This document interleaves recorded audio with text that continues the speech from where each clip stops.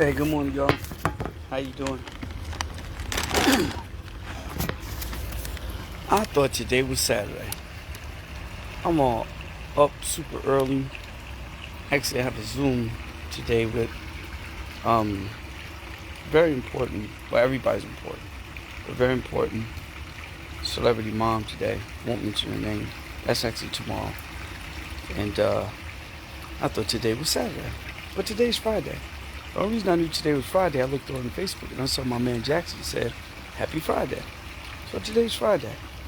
But I'm out here about to feed the fish. I'm going to show y'all something real quick. One of my ponds got a little murky. It rained real bad, but the other one didn't. Check it out. See these guys here? And there they go.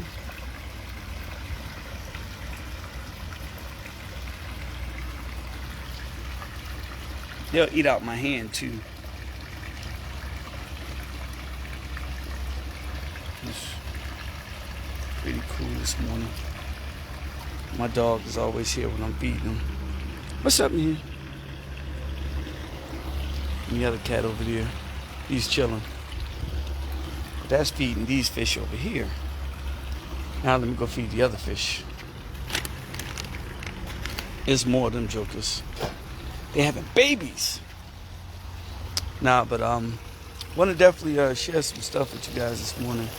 I was hanging out with my boys last night. We had a heated debate, but it was a good debate. So over here, it's a little bit different. I get some of the fish that go right under the water here because of the bubbles, the air. I just ordered something. It'll be here today. It's solar powered bubbles. Solar powered machine that makes bubbles in the water. So, I'll show you something too. These plants here are algae eaters. So I put them here to try to catch. It stops the algae. But then you guys could probably see some of the algae in here. Right? And I'm going to feed these guys. A frog just jumped in. Y'all missed him. So if I put the food over there, on this side, it ends up in that skimmer before they get it. Let me show you. So see, it'll float and make its way to the skimmer. Y'all heard that? These jokers don't be playing.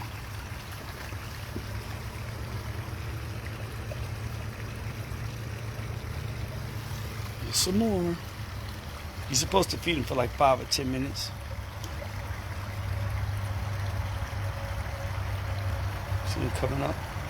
Now the little ones, they'll wait till these little pieces of food gets waterlogged, and some of it will sink. See all those little ones in there? It's a whole bunch of little ones. Somebody had babies, and they start off dark, but then they start to turn gold. If you can see that, they look like they got Galileo inverted. Look at the big guys coming up and eating. It's so relaxing. But hey, I'm on my way to the hot tub. Whoa, almost fell. Gotta go inside, grab my water and my iced tea this morning. Let the dog stay outside while I'm in the hot tub. But I'm gonna share something with you guys. A debate that took place last night. Let me whisper, because everybody in the house is asleep. So I can't come in the house talking loud.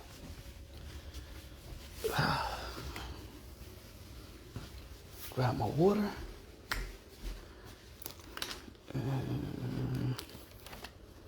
Grab my iced tea. Hold on. I don't always drink iced tea in the morning, but this Friday, I'm gonna have some. Grab a towel out of the laundry room. Look at that, the G. I like blue. I just need one towel.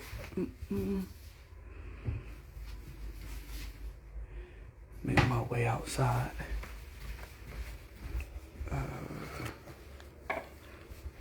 Got my tea. I leave my doors cracked. It's warm outside because my dogs sometimes just want to go back in the house by themselves. Well, I only do that in the morning. I don't do that at night. Now this one, I ain't even gonna show y'all this picture, but one of my dogs taking a dump. I'll walk around the yard and pick it up myself as part of recreation. I got like one of these scooper things. He's like, you could pay for a service. It's only $17 to pay for the service. I said, okay, you pay for the service. I get it, you pay for it. Sometimes I need to just have clear mind. And clear mind is walking around sometimes and not doing anything but picking up dog poop. That way I don't have to think about business or, this is mindless. Opening up the jacuzzi now. Always do my inspection first. Make sure there's no bugs in that bad boy. I don't mind bugs though. There's a little bit of where the chlorine had dried up. You gotta put chlorine and shock in it after every time. I put my towel here. Put my bottle of water there. Put my iced tea there. This is what y'all don't see behind the scenes when I'm getting ready for Tub Chronicles. I gotta hide my damn Crocs, because if I don't, my dog gets them and he tears them up.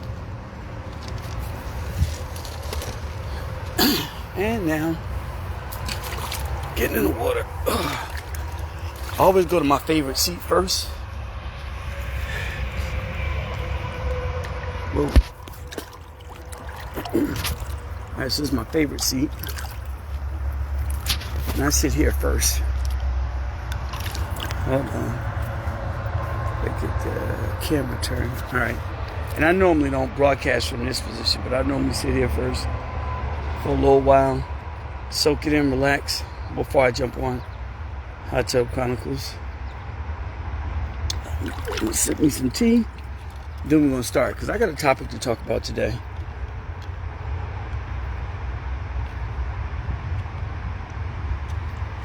And I think it's gonna be a good topic. Well, hell, we debated about it last night for about 2 hours outside. And I don't want to say anybody was wrong, but we had different points of views. And this is my seat that I normally sit in. You see my dog's over there. There's one right there. He's grooming himself. If y'all can, y'all see him. And the other one, I don't know where he is. He's probably around the front. Trying to mess with the fish. He's always bothering the fish. But it's good that he sticks around there because it keeps the birds away. But no, so we had a debate last night, man, and I'm gonna talk about the topic we talked about was the inner city. Now, for those who know, I'm sure many of you are. I definitely am. I'm diverse in my thinking. While I did grow up parts of my life in the inner city, I also grew up in the suburbs on a military base. So I had, different perspectives. I had black friends growing up. I had white friends growing up. When I was in high school, though, I went to a all predominantly black school called Westside High School. I think we had 3 white teachers in the entire school, and I think my graduating class at the time was about 500. So that was a little bit different than elementary and stuff like that. Then I went on to Rutgers University, which was funny because at the time when I went to Rutgers University, Rutgers is a PWI, predominantly white institution. And that's great school, great education. I was accepted to Columbia and a couple other Ivy Leagues, but I decided to go to Rutgers because I went there and I saw water. I saw the Raritan River. I saw water. So I chose Rutgers over Columbia University in Princeton. Go figure. Some people was mad, I wasn't. But while I was there, I always knew I wanted to do something to help people. So I started off in engineering because I think that's the thing you're supposed to do. I grew up in my neighborhood in Newark, where a lot of people from Africa, a lot of people from Jamaica. In the neighborhood I grew up in, Bellsburg, a lot of people from Haiti. And then you still had a lot of, African American folks who were just migrated from down south and this, that, so on and so forth. Like Newark, New Jersey was a Renaissance town, along with like Harlem, baby Harlem. And so when I went to school, I started an engineer, went to math. Then I ended up graduating with a degree in social work and one in African American history. And I won't tell the school tale, but it was just interesting. And one thing about Rutgers, in my experience, one of my good friends, he's part of UIGI now, his name is James Plummer. We both lived on what's called the Paul Robeson floor. And Paul Robeson, do your research if you haven't, an incredible African-American leader. He started off at Rutgers and went on to do some amazing things to help with diversity and equality. Just look up Paul Robeson, absolutely incredible. So while I was there, I left Rutgers with a degree in social work and a degree in African-American history. Went on to work at Enterprise Rent-A-Car. Left Enterprise Rent-A-Car, went into network marketing, and the rest is history. And during that time in network marketing and sales, one thing about the network marketing industry, when you start in that industry, it teaches you to go talk to people that you know, right? It doesn't teach you to go out and talk to people that you don't know. It doesn't teach you to advertise and, push marketing where you're trying to push your product or services on people you don't know. You start off by making a list of everyone you know, calling your friends, your neighbors, you're going to their homes, you're doing in-home meetings, you're servicing your community, trying to bring financial freedom to them. And so I did that for a while, for a long time, for 20 plus years, until I decided not to, and we pretty much UIGI came about, right? And so I was talking to two of my great friends last night. We were outside till like 1 o'clock in the morning, sitting on the back porch over there, smoking on a cigar, sipping on some libations, and we were just talking about the inner city. Now, to my white brothers and sisters that's not from the inner city right now, you probably can relate on some instances, and there's some instances you can't relate. But I want you to go with me here for a minute.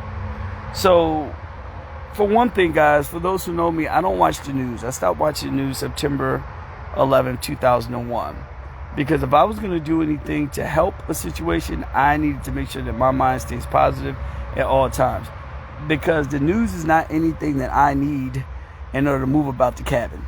Okay, so I stopped watching the news. Because I knew negative things will happen, but I'm not going to add to the negative headspace by watching the news. Now, am I knocking anybody who watches the news? No.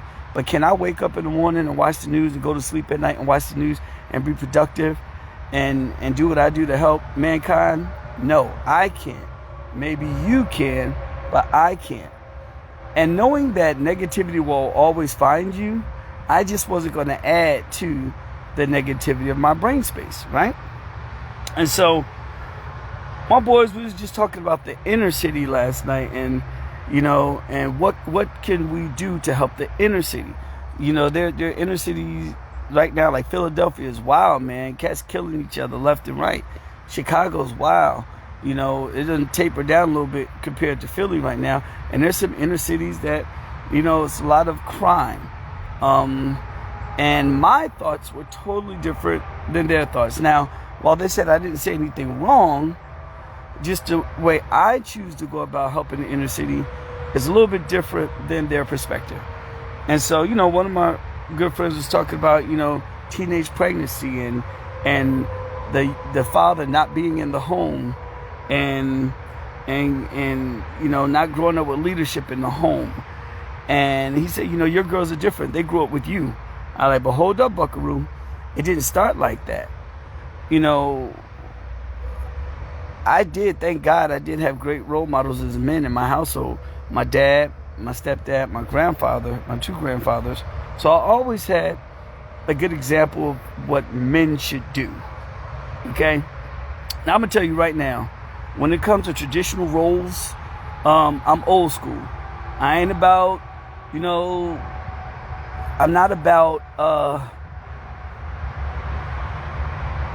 about roles being mixed.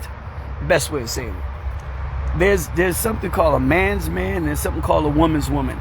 Now, I ain't gonna go into depth about that. You take that on how you choose to take it on. But it takes a man to raise a man. Okay? And it takes a woman, to raise a woman. Now, have people done it the other way? Sure. But I'm just telling you, if you want to raise a productive man, in my opinion, and I'm not saying this to offend anybody, but in my opinion, you need a good productive male role model. Okay? And so my boy was like, yo, there's an absence of male role models in the inner city, and we need more. And, he was talking about the crime, the killing, and everything. And I told him, I can't focus on that. And the reason why is because I have to focus on the positive. I have to focus on what can I do to lead by example in order to change the inner city. So, he was talking about, well, we need to get in there. You could do more for the inner city by being there. And from my perspective, from my vantage point, I can't. I could do way more for the inner city right now from where I am than I could being in the inner city. Right? Now, that doesn't mean everybody should up and leave the inner city. That doesn't mean everybody should move back to the inner city. Okay? But from my standpoint, my vantage point, what helped me was I saw some examples. I was in Westside High School. We were in a program called Peer Leadership. My boy Algernon was in that too. If he's on the Zoom right now, he'll remember. Alnisa was in it, and a couple of other kids that were athletes and they were pretty smart. They put us in a group called Peer Leadership Group. And we were leaders in the school. And there's a program that started in the inner city in North New Jersey. And what they did at this Peer Leadership Group, periodically, they would take us up to West Orange. Okay? And they would take a predominantly black, well-to-do family that lived in one of these big-ass houses like I live in right now. Now, some of these kids from the inner city were in small homes, their family barely making it, mother and father working 2 jobs. And so they wanted to give us a different experience. And so they would take us up to West Orange and Orange, New Jersey, Seven Oaks. Very, very, very well-to-do. I remember Kool and the gang lived up there at the time, and they lived in these big, giant mini mansions, as we would call them. And I remember we went to a cookout a couple of times, and there was a African-American lady there. We was at her home. Her husband was there. And just like when my family come to my cookout, it's normally 200, 300, 400 people here, but it wasn't that many there. She probably had about 20, 30 people there. But at that time, I saw some very productive, well-to-do African-Americans that they did not look like the people that lived in my neighborhood. They didn't have the jobs that the people had in my neighborhood. They were very, very well-to-do, and things were different. The environment was different. And it was my first glimpse at a well-to-do, in-person African-American family other than watching the Cosby Show. Period. Now, my parents did decent for themselves. My grandmother did decent for themselves. My grandfather, before he passed, and I didn't get a chance to live enough of this with him because he passed, I was like 9th grade. He owned a couple of houses, all stacked back to back to back on the same street. But, when we went to this peer leadership program, we go into the big house, the lady walking us around the house, and we inner city kids, and, she was taking a risk because somebody could have been a knucklehead. But she's walking us around the house and big giant rooms and chandeliers, stuff that you see on Lifestyles of the Rich and Famous. And I was like, wow, that was motivation for me. That was one of the catalysts that said, I can do this too. What influences you sometimes is what you see, what you hear, what you learn. And so that was major for me, major, personally. And I was talking to them last night. I said, guys, I believe there are a lot of African-American organizations out there that do a great deal for the inner city. There's still Big Brother programs out there. And for those who are familiar, let's talk about the Divine Nine. Now, some of you are part of the Divine Nine. That's sororities and fraternities, predominantly African-American sororities and fraternities, which my wife is a very active AKA. So they do stuff every week, okay, whether it's a meeting, whether it's in person, once a month, they're out in the communities, they're giving out bags, they're doing big sister programs, the Alphas do it, the Qs do it, the Sigmas do it, the Deltas do it, The Zetas do it. The Sigma Gamma Rhos do it. The Iotas do it. Okay. Then there's a organization called Links. Now, Links is a little bit more well-to-do African American people, but they're society, and they do a great deal for the inner city. Again, they've made it, so they're going back to pull up, and that's the only way, in my opinion, that you can help lead people. I can't teach you how to swim when I'm drowning. Now, are some people in bad situations going to figure it out together? Absolutely. Some of them, you're going to throw them all in the water, even though nobody can swim. One or two of them going to make it. Even though none of them can swim, one or two of them, by the grace of God, going to make it. But it's much more effective when I take 5 lifeguards, okay, and we bring these 5 lifeguards to 10 people that's drowning. Us 5 lifeguards who have made it, we're going to help these 10 people that's drowning. Because we've made it. And making it is relative. But once you're in a position where you can really give back, give some time, give some financial resources, give some spiritual resources, take of your time and go do. That's how you get people out of the inner city. You help them do better. You lead by example. Each one teach one. And the debate was last night, well, it's not enough people that are well-to-do African Americans that's doing that for people in the inner city. I beg to differ. You have organizations like Jack and Jill. Oh my God, Jack and Jill does so much. You have Mocha Moms. Mocha Moms do so much for the inner city. You have Teen Shop. Teen Shop is a program with young African American girls. They started in Philly, they're in LA, they're in New Jersey. They do so much for the inner city. And those are just a couple that I mentioned. And I'm talking about the inner city in particular because that's still a segment or still a part of the United States where there's a lot of social ills, And my belief is the best thing I could do for brothers and sisters in the inner city is help bring them knowledge on finances. Because what's one thing that's pretty consistent with most inner cities around the United States is lack of funds or misappropriation of funds or not knowing what to do with money, right? And this ain't all about money because, I live a life of character with good morals and values because I had a good upbringing. I had some very good influential role models in my life. And, one of my boys last night said, well, the kids today, they're lost. Some of them were born to teenage moms. Well, my mom was a teenage mom. And again, I'm not saying my situation is different than anybody else's. I'm not saying it's the same. But what happened, there were some role models. There were some catalysts. There were some people who came before me. I remember when I first started in Legal Shield or in I first started in Legal Shield or direct sales, right? And I remember my wife, we went to one of her cousin's house. It was like the first little family reunion. Her cousin named Michelle. And Michelle lived in upstate New York.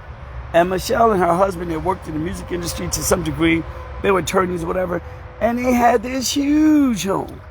Huge. And I was in that bad boy like dreaming. And I was like, wow, one day I'll have one of these. Now I got 4. But I was like, one day I'll have one of these. But it was an example. I had to see the example. There's so much from a philanthropic point. Just a couple of months ago, UIGI and some of our friends went and participated with my cousins who do, it's called on Mondays, one Monday a month in North New Jersey. They feed the homeless, they feed shelters, but it's not just for the homeless and shelters. It's for kids that are coming out of school that day. It's for anybody in that neighborhood who wants a great meal. They get together, they start early in the morning, they prepare about 400 meals, and they feed the community. And this is one Monday a month. They do it out of their pockets. They get sponsors. They want to be tied into the community. I went there and did it. My wife took my daughters. They went there and did it. My wife's family, They do it once a month. And this is huge. And they feed hundreds of people in the city of Newark. And it's not just the food that people get, it's the socializing, it's the fellowshipping, it's coming together to have a conversation. Hey, where you from? What do you do? It's giving that word. It's each one teaching one. And it's one of the best ways to help move the needle. So I'm not big on politics. I think you all know that. But I do believe in voting, and I do believe in prayerfully getting the right people in office. So, because you can have a lot of money, but you also need some power when it comes to changing some legislation and getting things done to help, the inner cities. I do believe in that. But I also believe in we have our responsibility, as people of color.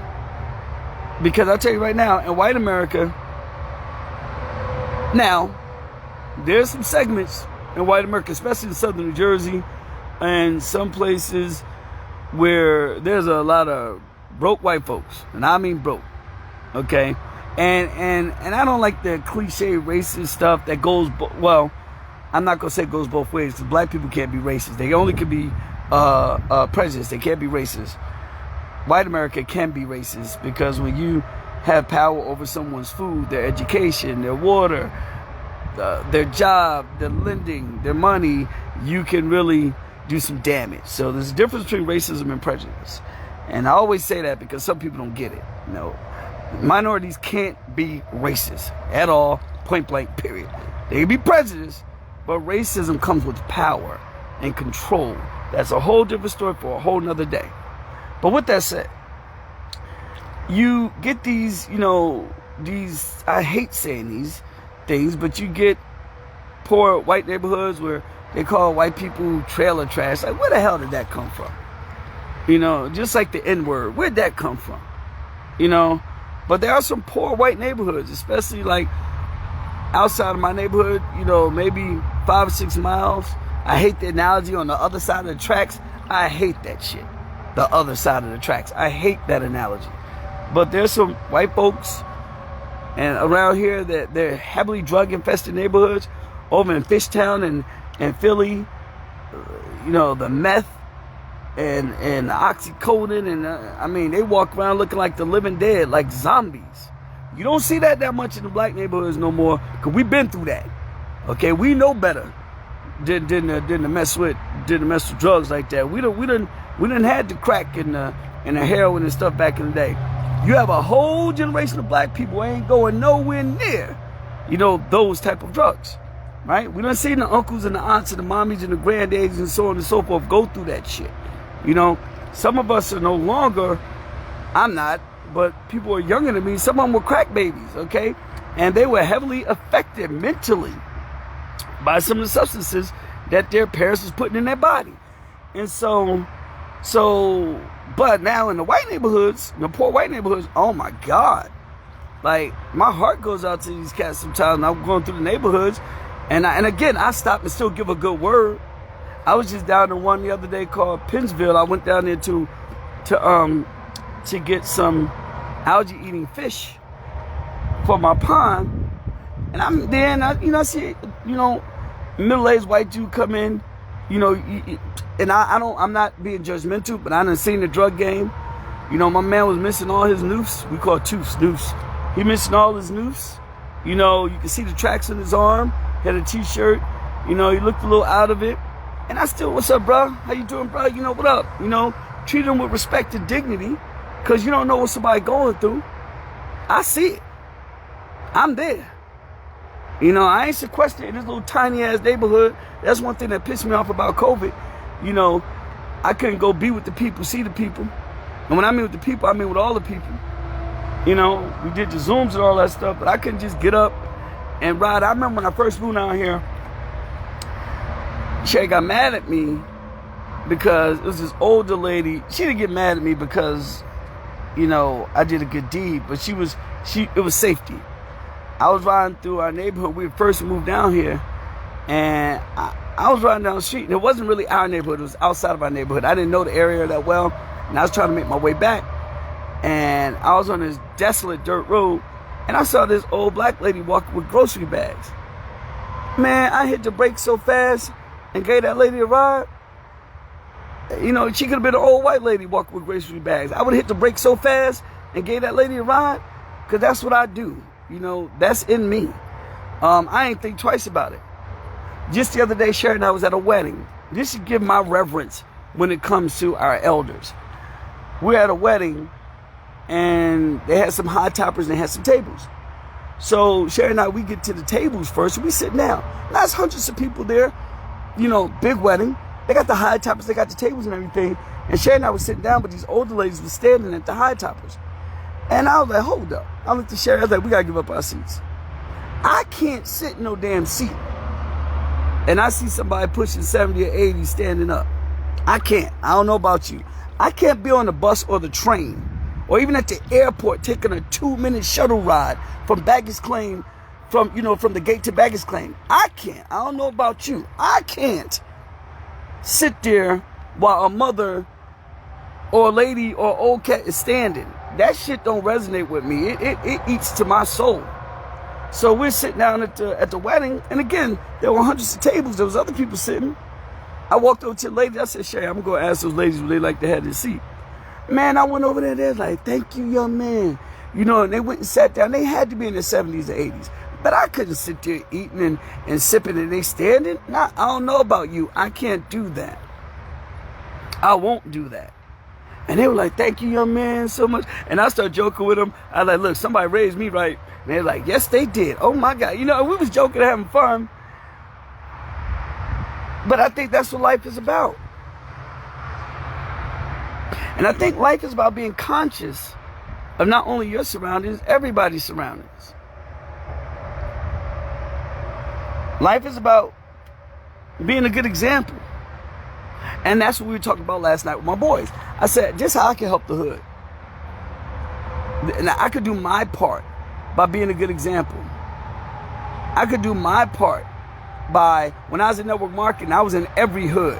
The hood of Buffalo, the hood of South Central LA, everywhere where I went into everybody's in-home houses so we could do meetings to sell legal services and coffee. I was in Atlanta. I was in Chicago. I remember my man Chi-Town brought me up to Chicago. I'm in the hood everywhere. Everywhere. We doing the hotel meeting by the airports, but when you got in that night, can you come to my cousin's house and speak to my cousin's house? We in the hood, damn it. This is my experience for 20-something years. I'm in the hood in Camden. I'm in the hood in Philly. Oh my God, I remember West Philly. I'm in the hood in West Philly. Damn near once a week.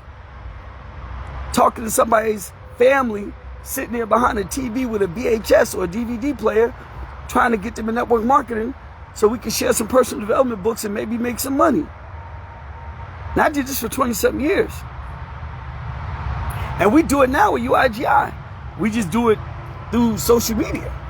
We still in the living rooms, y'all. Showing people how to make it.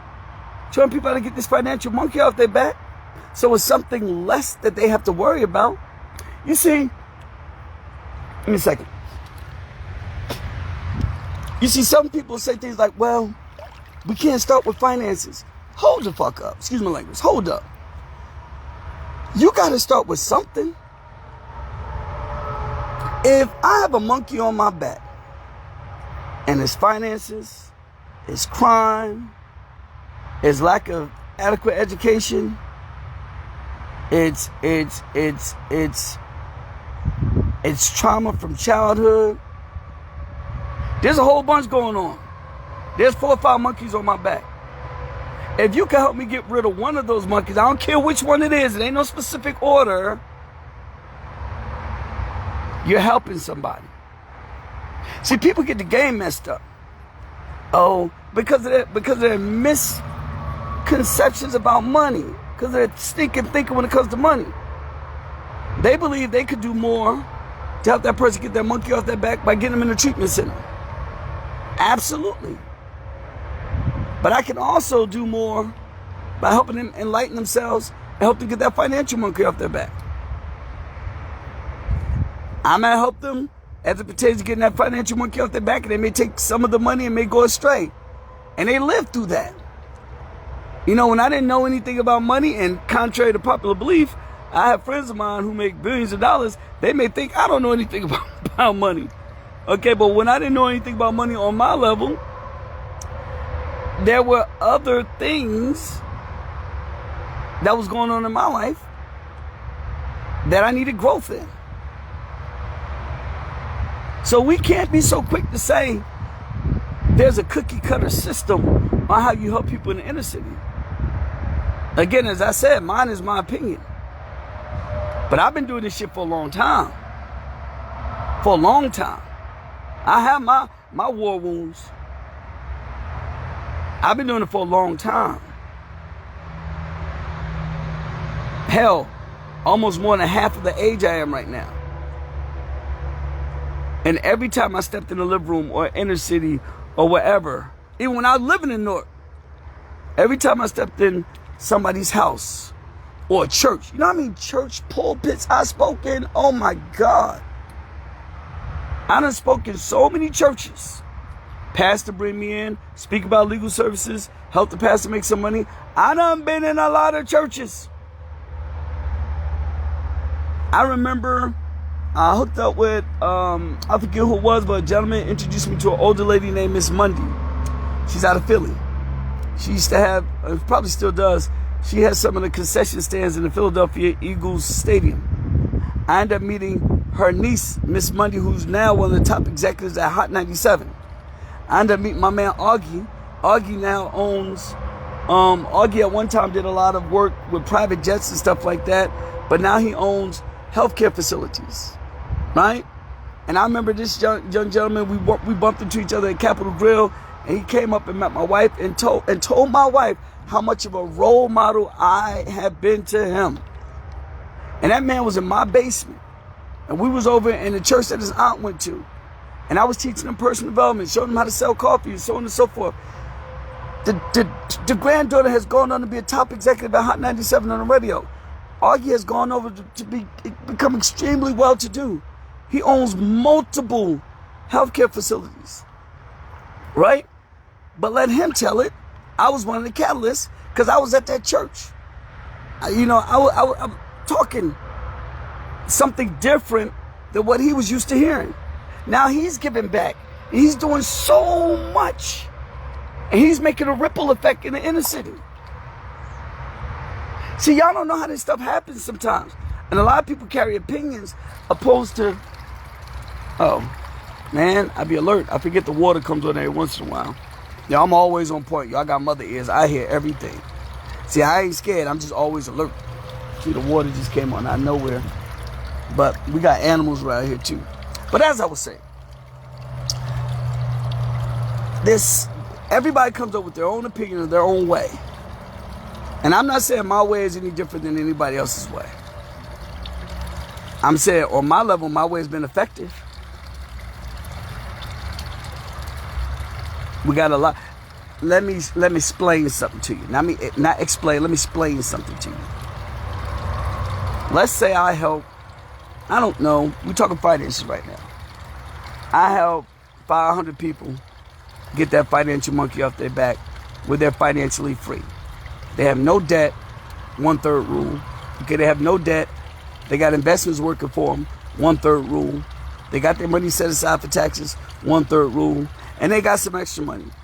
If they choose to take that extra money to go buy coats for the inner city, they choose to take the extra money to go buy books for the inner city, they choose to take the extra money, show up at a park and just kick it with some kids, or go to a daycare and show up and just be a volunteer guest speaker at a day camp because the mother and father's at work busting their behind working, so the kids got to go to day camp. And sometimes the welfare programs pay for day camp. If they choose to take their time to go to the day camp and just kick it with the kids, then I did my damn job. Now some people say, well, your job is never done. That's true. But I'm doing my job because I'm helping people grow financially. I'm helping them be a better example financially to their family members so they can now have extra time on their hand. When you get money as an issue out of the way, you got time to do shit. to do real stuff that matters. I ain't talking about shopping all the time. I'm talking about going out and doing some stuff that matters to other people. Sometimes we got to get outside of ourselves. But with that said, our debate last night, this was me. I said, look, guys, I hear y'all, but I can't focus on that. My mind can't focus on, oh, man, cats getting shot. My heart goes out to folks who are getting shot for no reason. My mind can't focus on, the social ills that are happening in the city. My mind has to be focusing on being a leader, an example, so I can get 5, 10, 20, 30, 40 of those folks who live in those terrible situations. I can shift their mind so they can go back and get 20, 30, 40. Then we can shift their mind so they can go back and get 50, 60, 80. Then we can shift their mind that they can, do you get it? That's why I have to put my energies. So the debate was deep last night, y'all. I know Sherry's probably in the house, we yelling to the top of our lungs. And we weren't yelling disrespecting one another. We wasn't insulting one another. We weren't talking to each other like we dumb or whatever, like somebody's opinion don't matter. But we were passionate about how we choose in our minds to go help people in the inner city. Now, what's deep when you have a debate with someone, there's no such thing as win or loss. You gain some of their thinking, and they gain some of yours. Real talk. You can't debate with nobody. As my grandmother used to say, if you get into a fight, you got to bring ass to whoop ass. That's what my grandma say all the time. You want to fight somebody, you got to bring ass to whoop ass. Meaning, you got to have some skin in the game. So you can't be in a heated debate with somebody and not leave with some of their views, whether you like them or not. And they can't be in a heated debate with you and not leave with some of your views, whether they like it or not. But we had a heated debate last night. And one of my boys hit me up this morning. He's like, yo, bro, send me one of those personal development books. Now, he's sharp and smart as a damn tack. But first thing this morning, he said, yo, dog, send me one of them personal development books, one of them audios. I stopped what I was doing at 7 o'clock in the morning. I'm sitting there reading. I saw the text, and I sent to one of the personal development books. And I told him, do what I do. Do each chapter 7 times. Whenever you listen to an audio, whenever you're reading a book, I'm telling y'all something a billionaire taught me. Do each chapter 7 times. So right now, if you have a book, and I won't mention the book that I gave him because I'm about to drop it in our UIGI group. You're not part of the UIGI group, you need to join. So right now, if you have a book, a billionaire taught me this. This works, it works, it works, it works. Let's say you have a book, something you don't like to read, and you learn better audio. You learn better listening. You take that audio book or that book, and you go through the whole book first. Read the whole book. Whether it's a short book, like something like Who Moved My Cheese, or a large book, like, this isn't large, but like Think and Grow Rich. You read the whole book. Then you go back. And it's something about the number 7 that's mystical. Don't debate me on this. Don't try to overthink it. But a billionaire told me this and it works. You go back to chapter 1 and you read chapter 1 7 times. Why 7 times? Every time you read it, you're going to get something different. Because one time you might be reading it, the kids might be in the background. Another time you listen to it, you're riding to work. Another time you listen to it, you're doing your job. So a lot of people listen to audios while they're doing stuff, thinking that it's all sinking in, but it ain't. It's subconsciously sinking in, yes. Yes, and your subconscious mind is sinking in. And then you start to move and learn some things and do some things that you believe, like, yo, where did I learn that? Because it's working on your subconscious mind. But when you become consciously conscious, oh boy, you can move about the cabin that much easier. And so what you do, you take that book, you listen to every chapter, you listen to the book straight through, then you go back and do chapter 1 7 times. You're going to hear a whole different chapter. And you're going to hear different sensory and nerve endings in that brain. Different endorphins going to pop off when you hear something that excites you. You hear me? That's the method. That's the secret. I just gave you a secret that'll change your life. And that's how you consume and read a book or audio. It's golden. People are like, Rabu, how you know some of this stuff? Man, look. I know I don't know. That's how I know. That's the answer. I know I don't know. That's how I know.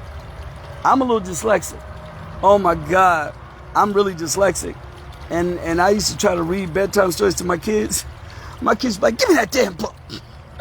Yeah, I'll tell you, they'd be frustrated. Oh my God. I remember I used to read to my kids, right?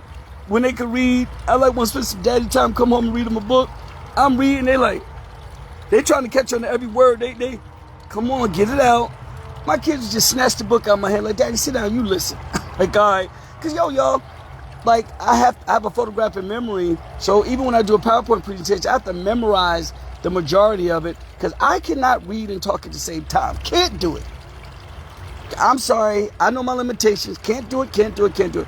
When Sherry's next to me, when I'm reading something or we're reading a post or something like that, man, she's like, what school you went to again?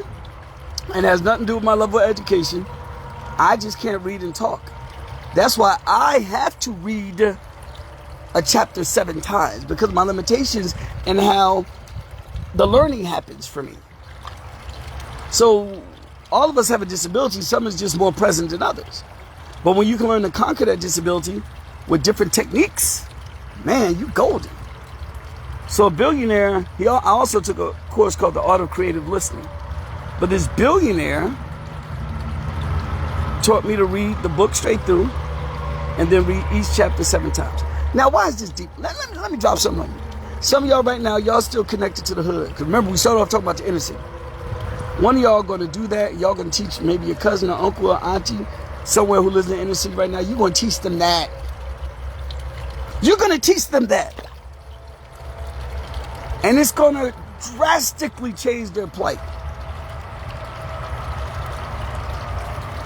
I'm telling you.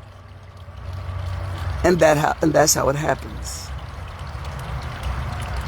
If I wasn't financially free on a Friday morning, I couldn't be sitting here in the damn hot tub for a half an hour, just having a crucial conversation on Hot Tub Chronicles and dropping, as people would say, some nuggets. A nugget that you're going to take right now when it comes to consuming and learning something. You're going to teach one of your nieces and nephews right now who's going through trade school and they got to read a book so they can pass the test. You're going to teach them to read through the whole book and then go back and read each chapter 7 times. They're going to pass that test with flying colors. And it's going to drastically change their life.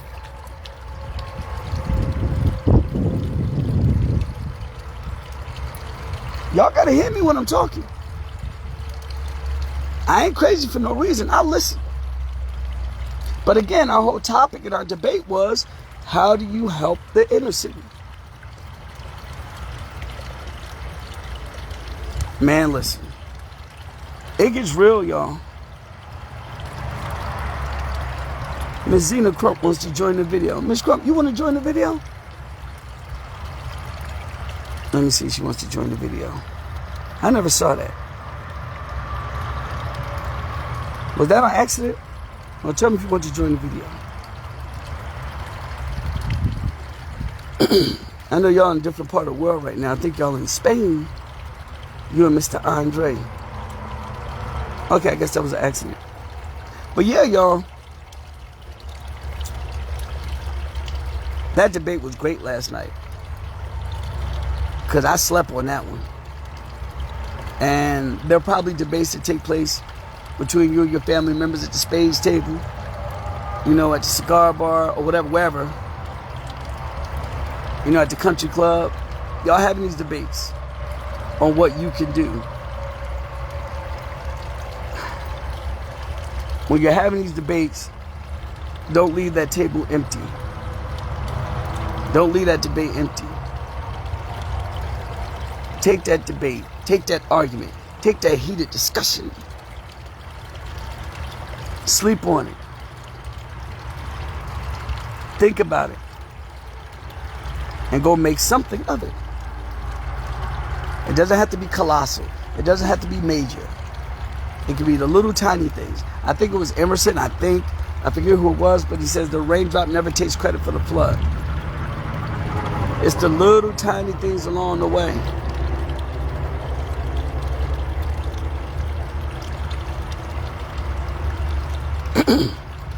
Little tiny things. Hold on. So here's the deal, guys. if you're just jumping on this live, go back. Last night, me and my boys, we sat in my back porch till like 1 o'clock in the morning. We debated on what we can do to help the inner city, or what people should do, even though there's no shoulds or shouldn'ts. When you should all over yourself. So we can never tell people what they should do. There's no should or shouldn'ts. But I talked about what's been effective for me in helping the inner city. Because I've been in the damn trenches. And I'm still in the trenches today. But from a position of power and a position of influence, where I could get more done to help the inner cities. Because they need it the most. And help, as I talked about, those drug-infested white communities around my neighborhood. Because they need it too. They need some intervention. Unfortunately, back in the day when the inner city was drug-infested, cats didn't get intervention. They got jail time. And I think we've learned from that. And how that damn near destroyed a half of a generation. So I ain't mad that, the whiter neighborhoods right now are getting programs opposed to jail time. I wish during the crack epidemic we got programs opposed to jail time also. But if legislation and stuff has changed, I'm happy for them, because then hopefully 50, 60 years from now, their grandchildren be like, I ain't touching that stuff that grandma and uncle and them touched because of some intervention and some programs. I want everybody to win. But our debate last night was about how we're going to help the inner city. So let me say what's up to some folks this morning. That's a lot of y'all on here. What's up, Dr. Mike? Esther, what's going on? Dean Dunn, what's the deal, baby? I know I'm going to get a message from Dean Dunn afterwards. Periodically after the Hot Tub Chronicle, me and Dean have a good conversation. Peter, what's the deal, brother? Hey, Paula, what's happening? Christopher, what's the deal, bro?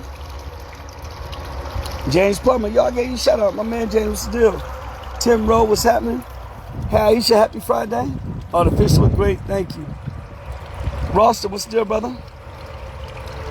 Cleaning therapy works. You right, Esther? Leslie, what's happening? Craig, what's the deal, bro? Mary Kate, good morning. Sharon, good morning. Sharon, how that packing going? Quentin, what's up, man? We got to get up. We ain't talking a minute, bro. I know you busy. Brother DeWitt Tripp, what's happening, man? Hector, what's going on? Oh, good. Reggie's my cousin. I'm glad you connected with him. Great, great, great. Charles, what's going on? PC, what's the deal, baby? Monique, good morning. South Orange Avenue, bananas. Yo, Aisha, trust me, I know. Alex, what's up, baby? Hey, Karma, my Canadian sister, what's going on? Marisol, good morning. Here, PC, the dogs are chilling somewhere. Jason Glassglow, what's going on, man? Prepaid, you know it.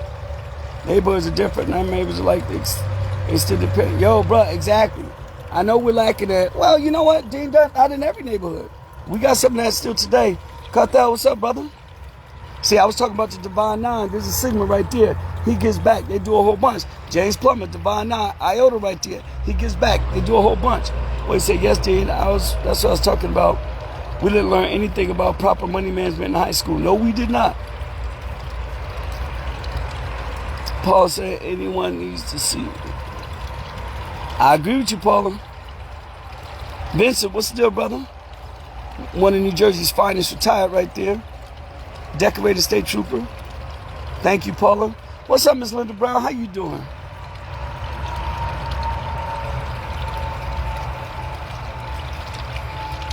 Doc, you're right. It is hard to help people have excuses for everything, but you can drip on them enough that it penetrates.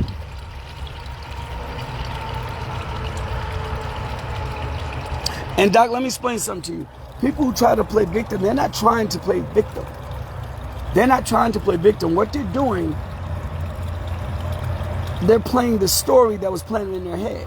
No one wants to be a victim. No one tries to play victim. No one does that. But what they're doing, because of influences, because of what they see, what they've read, who they've listened to, the environments they're in, they're just playing back the story. And so that's important. Because a lot of times, we could really blame the victim. You know, and that's what I was telling my boys last night. I know people doing some crazy shit, but I can't focus on that. I ain't mad at them for doing crazy stuff. But where I can focus and put my positive energy is showing them something different. So I ain't mad at cats who always make excuses. I ain't mad at cats who try to play the victim because they don't even know that they're doing that. Because nobody consciously, in their heart of hearts, wants to be anybody's victim or make excuses. They just don't know no better. So instead of getting mad at them, we got to continue to be the beacon of light that's going to help them change their mind. And you're going to have to do that over and over and over and over and over and over and over and be consistent about it until you're sick in the face. And then you won't be mad at people making excuses or playing the victim anymore because you'll change so many people. Oh, y'all saw that one? That's a big ass dragonfly. You'll change so many people. Told y'all I'll be on point. That your narrative will be different. Your narrative will be like, yo, I remember when people used to make excuses to play the victim. Now everybody around me, they don't play excuses to play the victim anymore. You got it? Anything that you don't like, you gonna make change. We don't criticize, we don't get pissed off at it, we don't shake our head, we gonna make change. You wanna know what your passion is? Your passion is things you don't like. So we gonna make change. I can't stand gossiping motherfuckers. Excuse my language. And so when people call and they gossip, I'm like, what you? So what you just said about my man James? Hold on for a second. Let's get on the phone. I learned that from my mom. That's something I don't like. So if it's something I don't like, I'm passionate about it. So I talk to it to move the needle so people can stop gossiping. I ain't just saying I hate them and leave it at that. I go make change. I give little techniques to stop gossiping. I'm telling you right now, somebody call you talking about somebody did it, you like, hold up for a second, word. I hear you, hold up. Yo, Michelle, such and such has something to say. I'm gonna sit back and I'm gonna sip my tea and wait. That's how you stop that stuff. I ain't mad at cats that gossip, I got something for them. Who else is out here? I was told Salem County was the poorest in New Jersey years ago, and I had a few buildings down there. Man, yo, bro, it is rough. D-Sap, what's going on, baby? Andrew, what's happening? What's up, Sharon? I already said what's up to Sharon. Harriet said she would free more up there. Y'all, I'm with you. Ms. Zena, Chris, that's my realtor down in Florida right now. Yo, y'all want to buy some property down in Florida, reach out to Chris Cannon, like ASAP. Thanks, Miss Linda. Thank you, Miss Linda Gaston.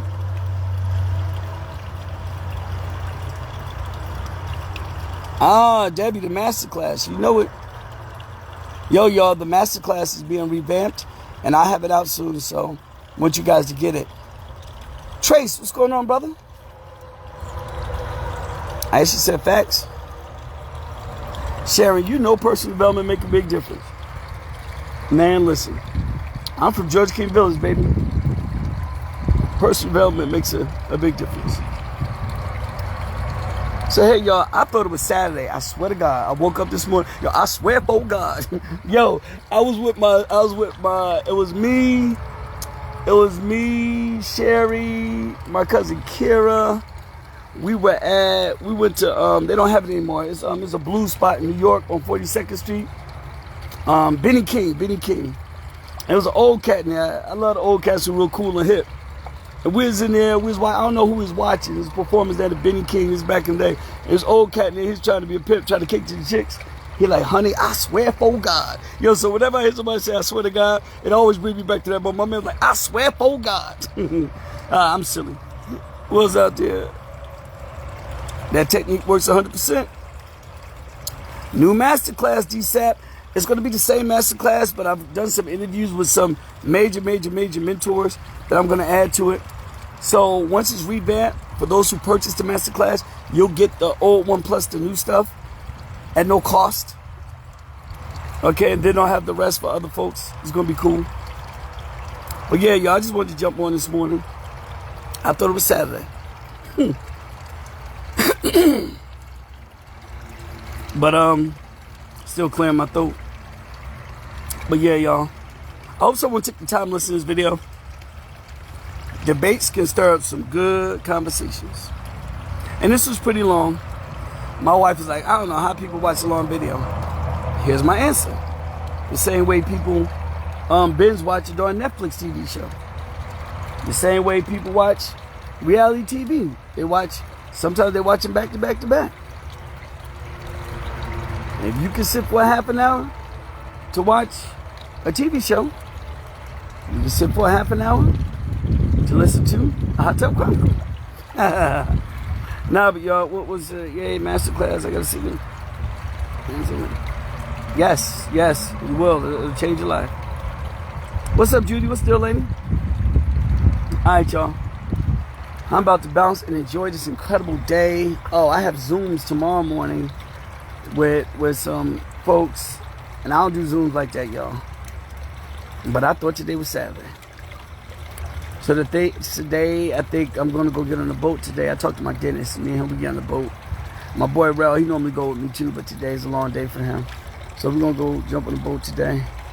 Maybe I get some of my folks to call out of work. One of my boys, Reek, said, man, he said, we got to work. Your ass be sitting home. Now I don't be sitting home, but I don't have to work. And I'm blessed that I can't make my schedule because I've learned to leverage money. I've always loved people. My favorite quote on the planet. Love people, leverage money. Not the other way around. I ain't mad at the person who owns a McDonald's franchise because you are leveraging those 16-year-olds. I ain't mad at you, but I just don't choose to get it that way. I ain't mad at you at all. I ain't mad at those network marketers, who out there in the grind. I just don't choose to get it that way anymore. I choose to love people and teach people how to make money on their money. Love people, leverage money. Money is your slave. Money is your slave, not people. Money is your slave. Love people and make money go to work for you because money don't sleep. Money don't catch attitudes. Money don't need to drink water. Money don't need to get in the jacuzzi and turn the bubbles on to help their back. Money don't need to do none of that. Money work constantly, y'all. Trust me when I say it. What's going on, brother Stephen Payne? Ms. Zena said that's her favorite. What's up, Tyrell? All right, y'all, I'm about to bounce. My tea over there. See, I was sipping on my tea. My tea over there and getting warm in the sun. But yeah, I'm about to bounce. I think today I'm going to clean out my basement. Yeah. I got my man coming over, so he painted my lawn furniture, right? So check it out. He painted my lawn furniture over there. And that's old school lawn furniture. I just say throw it away. Shit, like, we need a whole new set. I know. He painted it. But then this the newer set. I put the cushions in the things over there in those bins. So he's going to paint those today. He take them to the shop, paint them. Anybody want a swing set? We had that since 04. That thing got to go. That thing is a haven for wasp nests. Yeah. Miss Crump, I hope you and Andre are in the New Jersey area. Y'all need to come get y'all car, okay? So, Mr. and Mrs. Crump, they want a car. They want a Mercedes. And I'm just waiting for them. They've been in every country on the darn planet. So it's celebrating their 25th anniversary. I'm just waiting for them to get back stateside so I can get in their car and we can do a video about it and have some fun. They want a brand new Mercedes. Man, oh man, oh man. The third car we gave away this year. We gave away one to a young lady at a Jadakiss concert. We gave away one to a young man in a celebrity softball game. And the third one we gave away in Cancun to Ms. Zena Crump. So come get your car. If you don't come get that car, I'm going to go get it. I'm going to be driving it. No, I'm joking. But yeah, I'm going to inbox y'all because I got some dates for y'all that we can make things happen. All right, y'all. Hey, Miss Sardina, how you doing? Keylaz, what's up, brother? All right, so if you're just jumping on, go back to the beginning. I know this was long, but I think we're all going to get something from this one, and we're all going to effectively go move. This one's going to help you mobilize and go move and do something. Do more than you already doing. We will end it with UHA. Yes, cool. Inbox me, let me know when y'all back in the country. All right, y'all. Love y'all a whole bunch. Y'all enjoy your day. Peace.